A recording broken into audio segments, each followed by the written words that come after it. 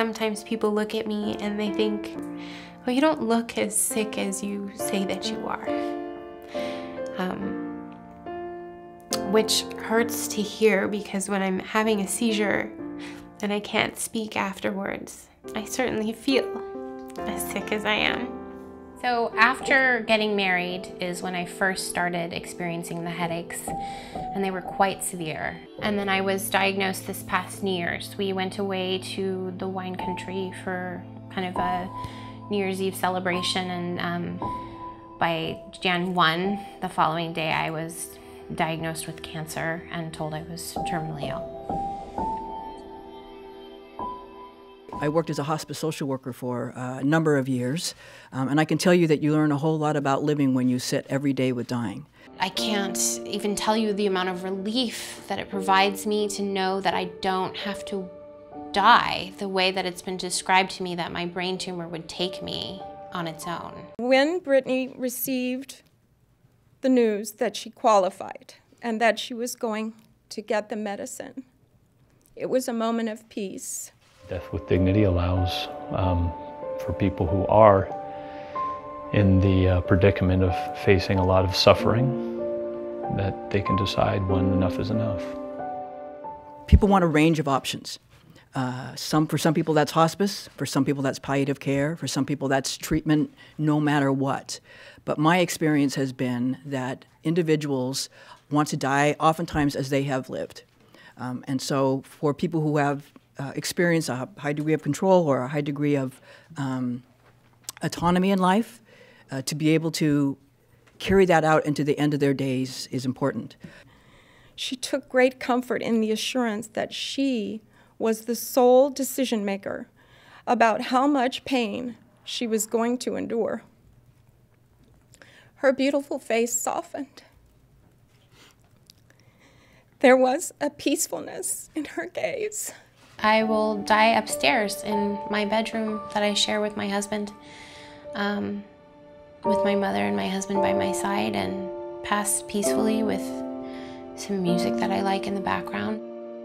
Until recently, end-of-life options would never have crossed my mind. But last spring, I saw my cancer-stricken daughter confined to a bed, blind, struggling to breathe, with headaches that no medicine could alleviate. "Give me some pills so I can go to sleep, Daddy," Emily said in a barely audible voice. "I don't want to be chemo sick. No one should have to live like this." As a Catholic, I never lost hope. I said every prayer I learned from my days as an altar boy in East Los Angeles. But as a Harvard-educated physician, I knew what was in store for Emily. But she didn't die the way she wanted to. My 25-year-old daughter should have had the option to request a prescription for aid in dying medication to prevent her 4 months of agonizing pain and torture that ended in April of last year. 2 years ago, I was diagnosed with advanced lung cancer. At the time, the American Cancer Society statistics estimated my chance of 5-year survival at just 5%. Friends and family said to me, "You'll beat this, Jennifer, you're fearless." Well, I'm not fearless, of course, but I have found ways to fear less. Lung cancer is an ugly way to die.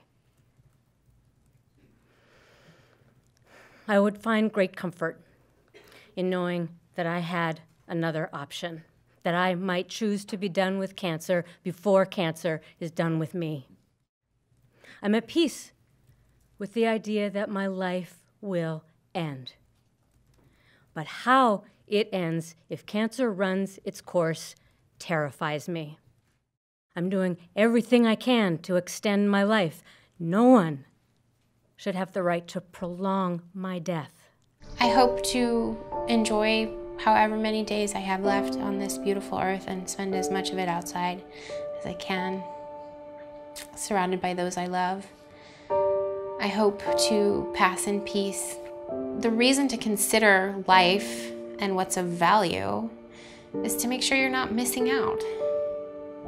Seize the day. What's important to you? What do you care about? What matters? Pursue that. Forget the rest.